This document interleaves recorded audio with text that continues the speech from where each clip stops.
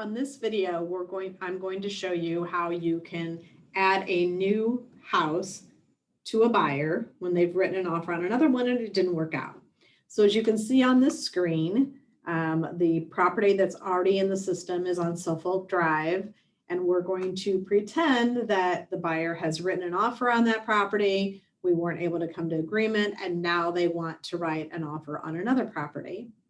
So you're going to go to the dashboard of that transaction, hit the menu bar up here, click on Import Data, select, in this case, a residential home, and type in the new MLS number. And you can tell it to automatically populate forms, that's fine, and we're going to hit Import. Now you'll get this pop-up screen to say there are existing listing agent sellers on this transaction. Do you want to remove them before importing new data? You always want to say yes. You want to get rid of the old people, not your buyers, or former people, maybe not old. So I'm going to click yes. So we'll wait for that to take place. And the data to all be imported. So the first thing I'm going to do is over on the right-hand menu, click on contacts, make sure I have the right listing agent, the right listing broker, my buyers are there. In this case, there's 2 listing agents, but there is no other company on here for the listing side, so everything is correct. The next step I'm going to go to is to the details. And then I'm going to go down and say, how much are they going to purchase the property for?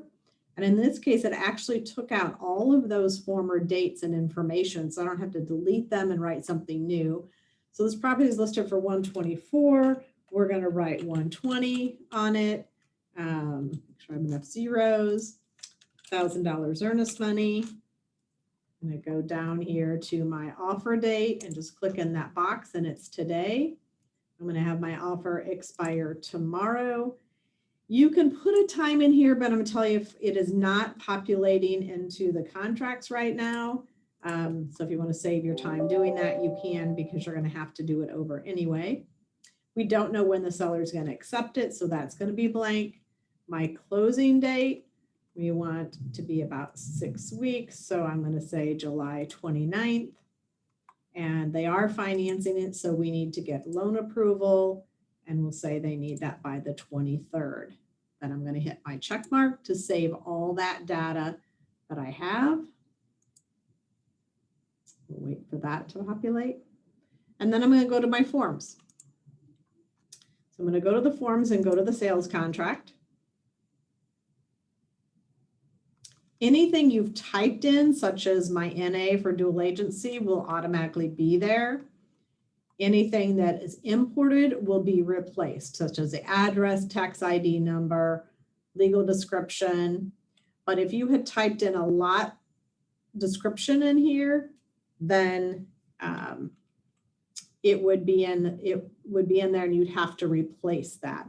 I'm just going to make something up for the purpose of our video and not worry about it. But my price that I put in, my expiration date, $1,000 earnest money. I'd already previously checked on the other offer, selling company. It's going to be financed, because typically, obviously, if they're financing one house, they're going to finance the other. It's going to be owner occupied. So a lot of the work that I would normally do has already been done. I just need to double check all my dates are correct. Then I need to go to this section to say, okay, what is true for this particular house? Is there a water softener? Maybe that's NA. There's no propane tank. There's no security system. There's 1 remote unit. And they're not leaving that. They're only leaving the dishwasher, disposal, microwave, range oven, refrigerator. The other will be mapped out when we write the offer as far as their initials. And then I'm going to scroll down. If I had things in these blanks, they would have filled in already, but I did not. I haven't gotten that far on this particular offer. And then all our yes, no's. So you notice the first offer was subject to an appraising and inspection and financing and mold. You just need to confirm on this house, do they want the same inspections? If they do, you don't have to make any changes here. So that is all pretty much completed.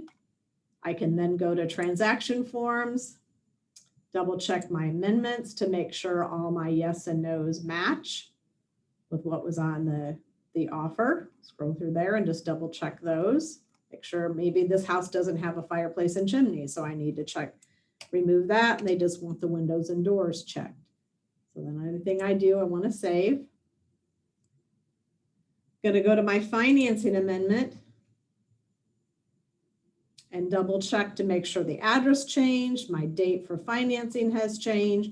Most of this is always all the same. It was going to be owner occupied before, it still is. They have their amendment. If they got a conventional mortgage before, it fixed, I might not have to change anything in that area as well, or if I hadn't filled it out yet in this case, because this is my test file, then I'm going to fill that out and save it. So hopefully that shows you how easy it is to sell a new house to that existing buyer when the first offer didn't work out. Thanks. Hopefully this video helps.